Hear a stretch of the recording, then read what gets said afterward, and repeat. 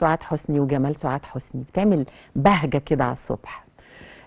فقرتنا دلوقتي فقره فنيه عن فن الاورجامي. وفن الاورجامي للي ما يعرفوش في الثقافه اليابانيه هو فن طي الورق وعمل منه اشكال فنيه.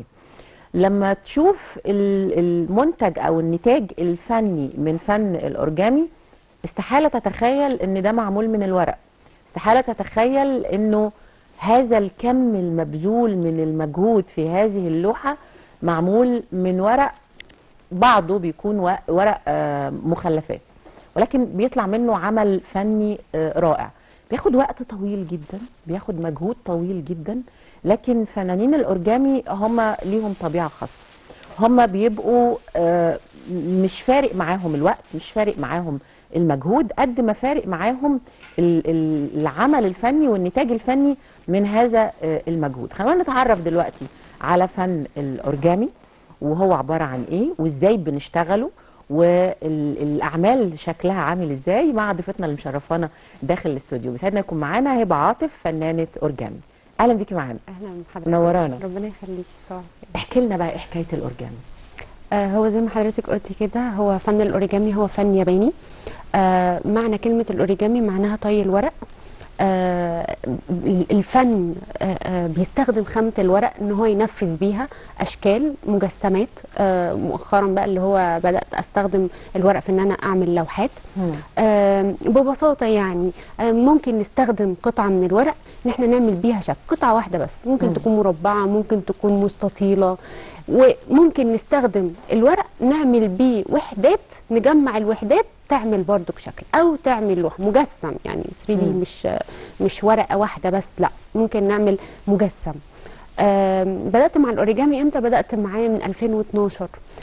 بدات عن طريق التقليد، فيديوهات على اليوتيوب. ايه اللي عرفك عليه اصلا؟ يعني لفت نظرك ازاي من البدايه؟ لفت نظري انه في واحده صاحبتي عملت حاجه من الورق، فبدات ادخل ادور عليها على اليوتيوب، فلفت نظري للاوريجامي. من ساعتها وانا ماشيه ورا الاوريجامي، ورق بالظبط. رغم ان انا جربت يعني فنون تانية خاصه بالورق برضو، بس برجع تاني وارجع للاوريجامي. يعني شايفاكي مثلا في اللوحه اللي على الشاشه قدامنا دي، اللي هيشوفها عمره ما هيتخيل ان ده ورق، هيتخيل ان ده رسم، وخصوصا ان انت مستخدمه فكره الظل والنور ببراعه. ده فعلا هو ورق خالص. يعني ما لو قربنا اكتر للوحه هنلاقي في الوحدات الفاتحه مكتوب الكتابه اللي في الورق باينه جدا كمان، لان هو عباره عن ورق كتب قديمه. في العادي اصلا الاوريجامي بيتنفذ بورق ملون، ورق عليه نقش مثلا قلوب وورد ونجوم وهكذا، لكن انا بستخدم ورق المجلات، ورق الكتب، الفوارغ بتاع الباكت بتاع اليانسون والشاي يعني الاخضر. احنا نقدر نقول ان فن الاوريجامي بيعتمد على اعاده التدوير ولا ده مش صح؟ لا، هو بيتنفذ. يعني اليابانيين بيستخدموا ورق ملون، ورق هم بيصنعوه مخصوص عشان يعملوا بيه الاوريجامي، لكن انا بستخدم ورق المخلفات، الورق اللي احنا بنرميه اصلا، وبحوله يعني بستخدم فن الاوريجامي بس بمخلفات ورق، مش بالورق. طيب انت يعني انا ده بيشبهني شويه بفن الموزاييك او الفسيفساء في اللوحات. في اللوحات. اشرحي لنا علشان تكوني شكل وتعملي لوحه زي اللي جنبك دي. حجم الورقه بيبقى قد ايه؟ الورقه الاي 4 ليها ورق التصوير العادي خالص، بيعمل لي 32 وحده، بيعمل لي 32 ورقه. احنا ممكن مثلا ناخد هنا، هي بيعمل لي 32 ورقه. تمام. حجم الورقه يعني انت بتقطعيه بشكل المستطيل ده. بالظبط كده. بس حجم الورقه بيبقى ضعف دي، في ال 32 ورقه بتبقى ضعف دي. انا بقسم بقى الورقه لنص كمان، فبيديني 64 وحده، اقسمها لنص كمان فيديني. انت بتشكليها عشان يعني ينفع تشكلي لنا واحده دلوقتي؟ طبعا، عشان بس نشوف بتبقى حجمها قد ايه. الورقه بتبقى مستطيل كده، ببدا ان انا اتنيها نصين.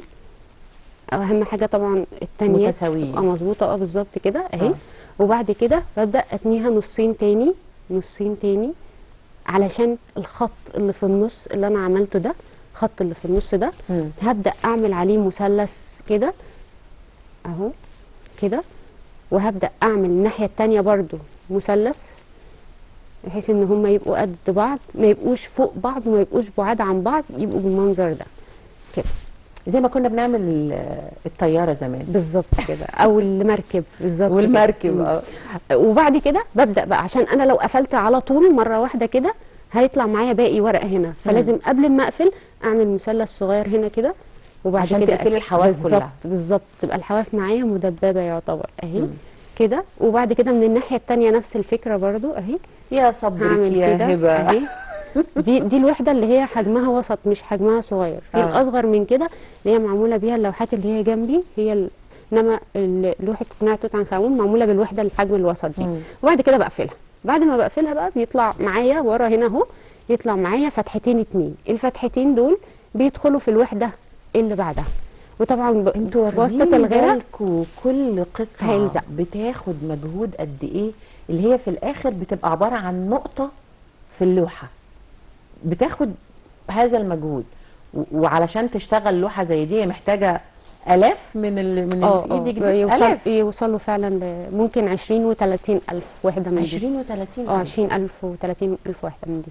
يعني مثلا اللوحه زي اللي جنبك دي تقعدي تشتغلي فيها قد ايه؟ يعني ممكن تاخد مثلا 5 شهور. 5 شهور في لوحه واحده؟ معلش نشيل البتاعه اللي قدامها دي علشان تبان اللوحه. ايوه تمام. بصوا تخيلوا كده معايا التفاصيل، الحواجب، الرموش، يعني حتى الرموش هي عاملاها، الشفايف، برضو استخدام الظل والنور في الورق. انتوا لو شفتوها على الطبيعة عاملة بالظبط زي الملمس بتاع خلية النحل. يعني كأن خلية نحل او النحل هو اللي مشتغل اللوحة دي، ومع ذلك مقلة العين واضحة، الضي والنور اللي في العين واضح. فهو مش مجرد انها بترشق الورق في اللوحة وخلاص. لا هي نظام، في باترون بيتعمل علشان امشي على كل، واصلا عشان اقدر الون حتى الوحدات. انا عايزه 1000 وحده لونهم اسود، انا عايزه 1500 وحده لونهم ابيض. بتلوني بايه بقى؟ الوان زيت. الوان زيت. كل وحده لوحدها بتتلون وبعد كده بتتنشف. مش مع بعض؟ لا طبعا. يعني مش مثلا الحواجب كده لا عامله حبه للحواجب؟ كل وحده مستقله بذاتها، ما ينفعش حتى بقى اركب وبعد كده امسك الفرشه واعمل ده. لا طبعا. كل وحده مستقله بذاتها خالص حتى في التلوين، عشان تطلع مظبوطه كده، عشان تطلع الملامح واضحه كده. طيب قولي لي يعني فكره اللوح بتجيلك ازاي؟ فكره اللوحات اول مره دي كانت تجربه. كانت تجربه، كانت مخاطره مش تجربه، كانت مخاطره. ليه مخاطره؟ مخاطره علشان كنت بستخدم اول لوحه استخدمت فيها ورق السكر دايت، فوارغ الورق بتاع السكر اللي هو معايا. كانوا اكتر من 5000 ورقه. جبتيهم منين دول؟ شربتي السكر ده كله؟ لا صاحبتي بصراحه هي اللي على طول يعني يعني هي بتشجعني عن طريق ده، بتشجعني عن طريق انها بتديني ورق، بتجمع لي كميه كبيره جدا. انا عامله 3 لوح بالورق ده لحد دلوقتي. فالفوارغ دي طبعا انا خلاص حولتها بقى الوحدات زي دي ولفتها خلاص، فبقوا اكتر من 10000، لان ورقه السكر كانت بتعمل معايا وحدتين 2، فبقوا اكتر من 10000 وحده. فقلت هجرب اللوحه دي. فجربت انا طبعا قبلها عماله اقول طب لو عملتي بيها اي لوحه بقى من الموجودين معانا؟ لا هي مش موجوده معانا اللوحه دي. بالظبط كده. جربتها وكان قبليها بقى التفكير في انه لو ما نفعتش فكل ده خلاص راح. بس الفضول بقى في انها لو نفعت هيودينا فين. هو ده اللي خلاني بصراحه حب المغامره. جربت طبعا فضول ناحيه الورق جدا بصراحه، ده حقيقي. طيب اللوحه دي للحمار الوحشي بالظبط. الفكره بتاعتها جات لك ازاي؟ وخصوصا ان انت مش عامله تفصيل زي ما بنقول كده صريح. بالظبط. لا انت عامله تداخل للالوان مشكله المجسم في الاخر. خدت اللي هما اللونين الابيض والاسود، وخدت الجزء اللي هو بيركز على الوش بتاعه بس، حتى ما جبتش اي اجزاء تانية زي ما بعمل برضو في البورتريهات برضو. يعني بركز قوي على الملامح، العين، المناخير، البق، اللي هي بتديني مشاعر معينه خاصه بحاجه معينه. ممكن تعملي حاجه وتزيليها وتعيديها من اول وجديد؟ لا لانه اصلا كل واحده بتتحط في الثانيه خلاص هي اتلزقت. يعني سبق السيف والعزل، خلاص ورق اللي اتحط خلاص. بعد كده بقى لا لو هفك لا طبعا هيبقى هنقطع بقى، مش هنفك، هنقطع. مش يعني لو هتشيلي واحده هتقطع اللي جنبها؟ طبعا في غيره. امال انا اصحح ازاي؟ لا مفيش تصحيح، هو لازم اركز قوي وانا بعمل ده. لو مجسم ممكن اجرب الاول واعمل المجسم من غير لزق وبعدين افكه والزقه تاني. لكن لو لوحه لا، لازم اركز جدا وانا بحط كل وحده تبقى مطرحها ومكانها ولونها. مهم جدا ده، لانه في درجات حتى متقاربه، ساعات تبقى في درجات متقاربه في اللوحه يعني. او انا شايفه ان في حاجه زي الجليتر كده. بجرب بقى الوان واحط بقى جليتر زي ما حضرتك بتقولي كده، او حاجه تدي ضي كده. ممكن ده يحصل في لون واحد بس، لون واحد بس، مش شرط كل، يعني مش كله محطوط فيه، هو لون واحد بس اللي عامل التوزيعه دي، لون واحد بس اللي مع محطوط فيه. الرمادي بيتهيألي ولا مع بالظبط الازرق؟ بالظبط مع الرمادي صح؟ بالظبط كده. طيب قولي لنا، يعني انا شايفه ان انت كمان عامله علب. بالظبط. وانا لما شفت العلب دي بره مع هبه انا افتكرتها جلد، فبقول لها حلوه قوي العلب الجلد دي، قالت لي دي مش جلد دي ورق. فبصوا العلب اللي معانا، استحاله لما تشوفها تقول ان هي ورق، لا هي انها تقول ان هي ورق، هي شكلها 100% جلد لكن طلعت ورق. كلميني دي بتعمليها ازاي؟ دي بقى بدأت ان انا ادخل في الورش مع الاولاد مع الاطفال. فكانوا الاول اعمل معاهم حاجات صغيره من ورقه واحده زي ما قلت لحضرتك. مثلا ممكن نعمل مثلا حاجه يستفيدوا بيها، مثلا زي ظرف، مثلا ظرف من الورق. ممكن نعمله من ورق مجله، ممكن نعمله من ورق كتاب عشان احط فيه اي حاجه. دي في الورش اللي بتعمليها للاطفال؟ في الورش بالظبط كده. او ممكن مثلا اعلمهم حاجه يستفيدوا بيها، مثلا لو هنعمل مثلا حاجه زي طبق، الطبق ده ممكن نعمله علشان نحط فيه مثلا بري القلم. ممكن نحط فيه الاكل للقطه. انا كنت فاشله جدا زمان في ان انا اعمل الحاجات دي. ممكن نحط فيه مثلا قشر اللب والسوداني عشان يبقى فكره ان هو يبقى عامل حاجه بايده. بالظبط، وعامل حاجه بايده طبعا. فدي الفكره بتاعت الورش في الاول تبقى حاجه بسيطه، واحاول استخدم معاهم ورق ملون علشان هم يحبوا الموضوع. وبعد كده نبدا بقى ندخل واحده واحده مراحل في الحاجات الاصعب، عشان ما تدخلش معاهم مره واحده كده ومثلثات وحاجات كبيره وبتاع، ويقعدوا مثلا عشان يعملوا المجسم المعلومه يعني. عشان يعملوا المجسم يفهموا مع الوقت يوصلوا للمجسم ازاي. بالظبط كده. علشان هم مع الوقت ده انا حبيت ده، انا عندي استعداد اعمل الاكتر، عندي استعداد اعمل الاكبر، اللي عايز مجهود اكتر، اللي عايز صبر اكتر، وهكذا. يعني بصوا مثلا دي برضو من المجسمات اللي هبه عاملاها، واستحاله تقول عليها ان هي ورق. وبعدين هي بره قالت لي لو هبتيها على الارض مش هيحصل لها اي حاجه. مش هيحصل لها حاجه. بصوا جمالها وبصوا شكلها، استحاله تقول ان ده معمول من الورق. يعني كانك بالظبط شايف شمع العسل. وبرده شجره الكريسماس اللي معموله معانا هنا، والمجسمات اللي هي عاملاها وسانتا كلوز، كله من الورق. بس في نفس الوقت انت ازاي بتقدري تعمليه ان هو يبقى مقوى بهذا الشكل؟ لو مسكنا حاجه احنا اصلا عاملينها بس مجرد بالورق، يعني هي كورق ولزق، هتلاقي المجسم جامد. لو الورقه لوحدها وقطعناها كده ما هتتقطع، لكن لو اتعملت وحده والوحدات دي اتحطت في بعضها وبين كل وحده ووحده في غيرها لزق، طبعا هتبقى امتن. لا انا اقصد يا هبه ان انا لما بعمل كده مش بحس بعد إن كده الورق بيتني معايا. بالظبط. عملتيها بايه يعني؟ ورنيش. محطوط على الوش؟ ورنيش يتحط على الورق في الاخر. بالظبط كده، يصلب بقى الورق خالص، فتبقى كانها بلاستيك كده. بالظبط كده، تبقى بلاستيك فعلا، ده حقيقي. ودي ما تتكسرش؟ لا خالص. لا، بس يعني اللي هو لما الولاد بيقولوا لي كده هي دي مش هتتكسر، طب نعمل ايه عشان نكسرها؟ بالظبط. لا طبعا، يعني ده هيبقى تخريب بقى. اللي هو لا طبعا انا مش جاي اخرب. لا هي الفكره في انه انا لو مسكت اي حاجه معموله من الازاز او معموله من الخشب، طبيعي انها لو وقعت من الازاز ما هتتكسر. السكريت نفسه لما الناس بتحط في دماغها انها عايزه تكسره بتكسره. بالظبط. فده امر طبيعي. بالظبط. انا بقى مش هجيب حاجه واخبط بيها جامد على دي علشان تتكسر، لكن هي في الطبيعي لو وقعتها حالا في الارض لا مش هيحصل لها حاجه. طيب سؤال، هل التكلفه اللي هتكلفها عشان اوصل لهذا العمل الفني ارخص من ما اشتريه ولا هتبقى اغلى؟ تكلفه مجهود. التكلفه مجهود هنا لا خالص. اصل ده عباره عن ايه؟ فوارغ ورق ينسون، ده مش اصلا متلون حتى، يعني ده مش متلون اصلا. يعني ايه ورق ينسون؟ الورق الباكت بتاع الينسون اللي هو كده، باكت الينسون اللي هو كده. بالظبط. اوكي. فهو اصلا الباكت يعني ده انت مش ملوناه؟ لا خالص. مفيش حاجه هنا يعتبر متلونه غير اللي هو السانتا ده او الشجره، لكن دي برده فوارغ ورق نسكافيه اللي هي اللي في النص، الفازه اللي في النص، فلا ده مش متلون. معتمده على لون الورقه الاصلي. بالظبط، وبيبقى جميل تداخل اصلا حضرتك، هو تحفه تمام طبعا جدا يعني. مش محتاج ان انا الونه خالص. حتى التقفيل من تحت لو شفت كده، اتعلمتها دي برضه. بصوا التقفيل فيه براعه، انه الشكل الهندسي ما فيهوش غلطه ما شاء الله يعني. شكرا. فبجد برافو عليكي يعني. شكرا جدا. طيب قولي لي انت، المشروع ده عايزه توديه لحد فين يعني؟ عامله له تخطيط ولا متوقفه على انه يبقى ورش عمل وبس؟ لا، هو مش متوقفة عن كده، هو كل مادة عايزة انا اطور واوصل لحاجة اكبر. شاركت في معارض فني تشكيلي من 2015، كنت بشارك في معارض بس كانت معارض الاشغال اليدويه. فمن خلالها طبعا طورت نفسي اصلا يعني، كنت كل ما بحضر معارض اطور اعمل افكار جديده. بعد كده لما حضرت معارض لوحات جماعيه فن تشكيلي، بدات اطور اكتر برضو في اللوح، بدات اوصل ازود عدد اللوح واطور في الافكار بتاعتها. عايزه طبعا ان انا اوصل لاعلى من كده يعني، كل مدى بحضر واشوف علشان اطور اكتر في الحاجات دي.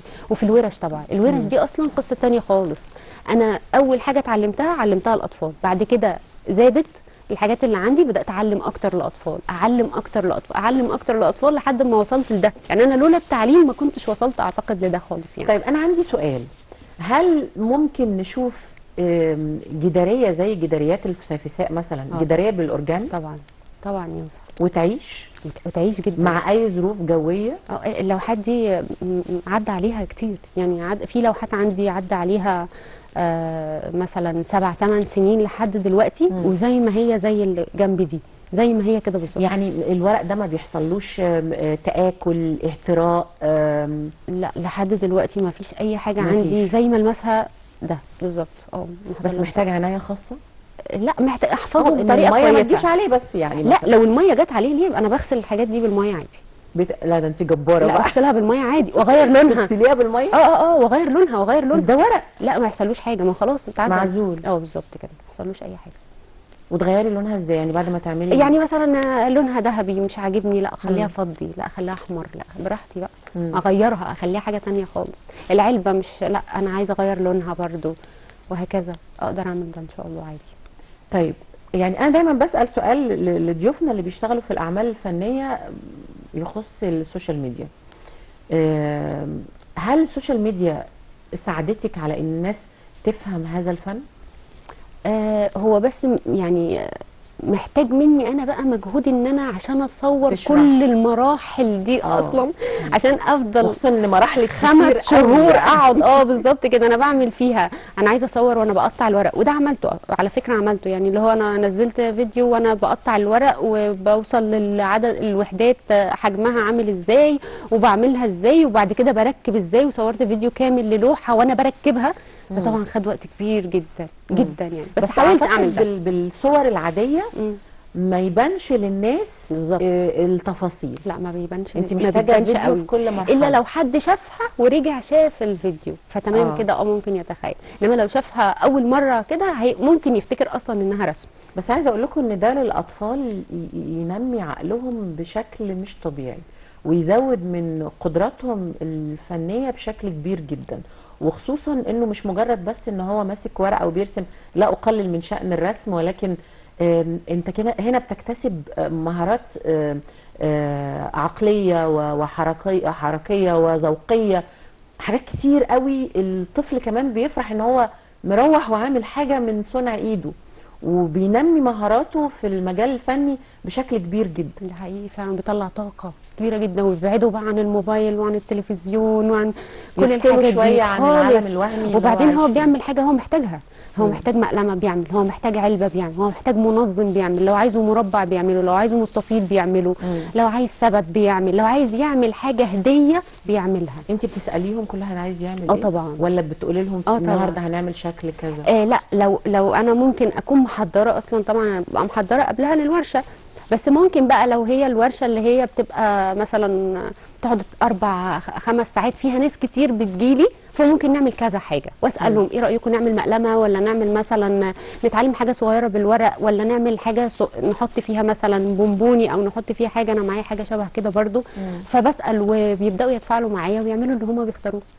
ربنا يوفقك، وانا سعيده جدا باعمالك اللي موجوده معانا النهارده، وسعيده بالمجهود اللي انت بتعمليه، وخصوصا ان انت يعني مش حاطه في دماغك هدف للربح، ده بتعملي حقيقي. فن لمجرد الفن والاستمتاع بيه وانتشاره ايضا، وكمان ورش العمل اللي بتعمليها للاطفال المفيده جدا.